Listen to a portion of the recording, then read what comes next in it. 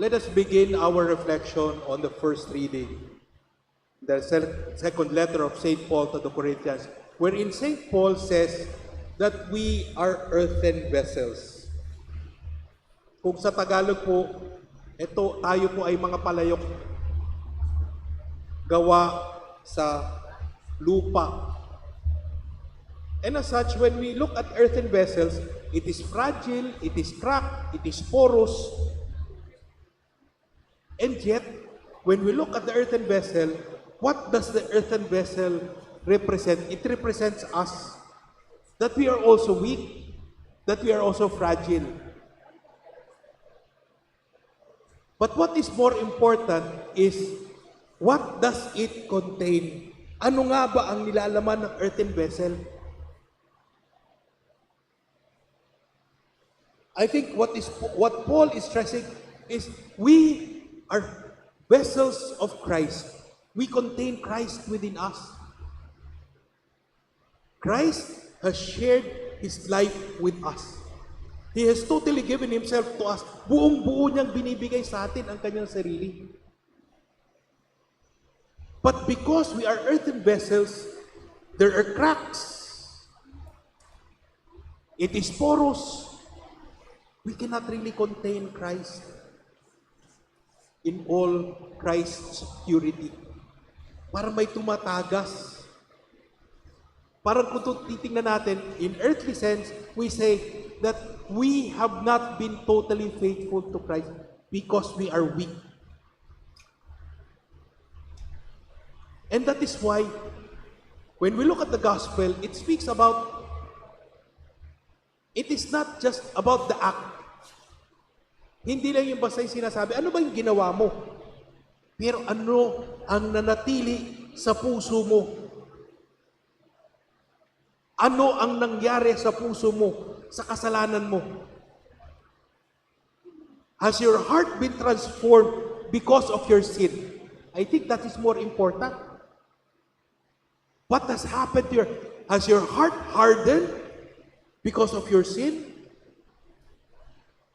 Has your heart become less charitable because of your sin? If we try to look at it, the vessel, the earthly vessel, the earthen vessel also contains our heart. It is mingled with the presence of Christ. But if little by little we lose Christ, we also lose the heart for Christ. Kaya, si Jesus, gano'n na lamang yung paalala sa atin. Pangalagaan niyo yung puso niyo. Ano nga bang nangyari na sa puso niyo? What has happened to your heart?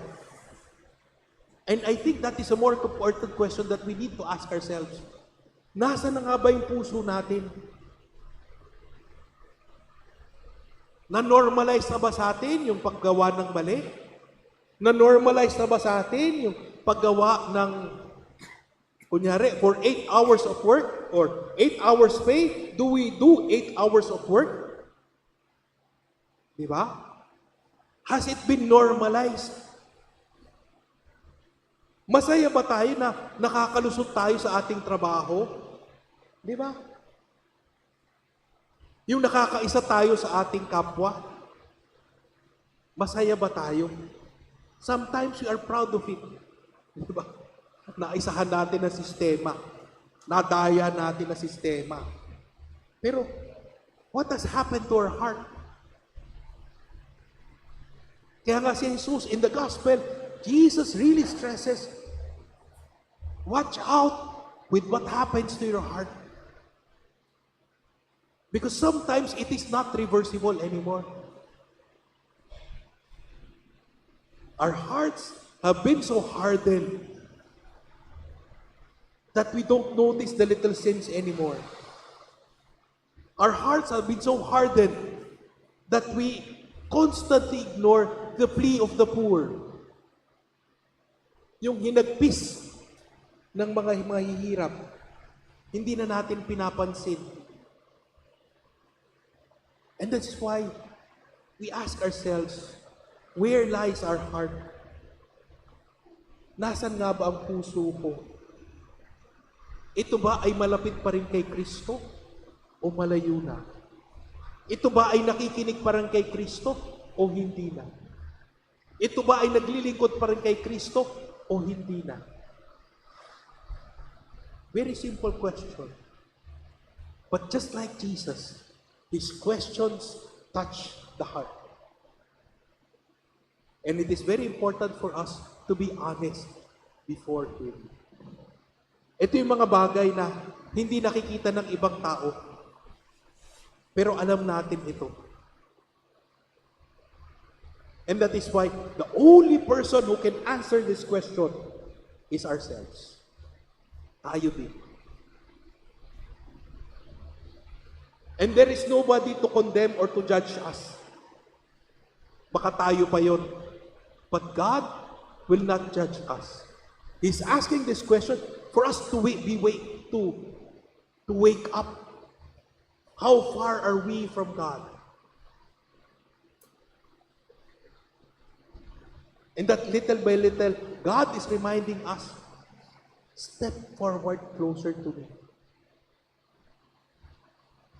Receive the soul. Receive the light.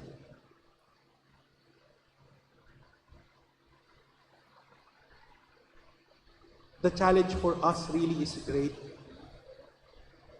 But on the surface, it looks okay. It looks normal. Pero ang totoong hinahamon ng Diyos ay yung puso natin. Nasaan ang puso mo?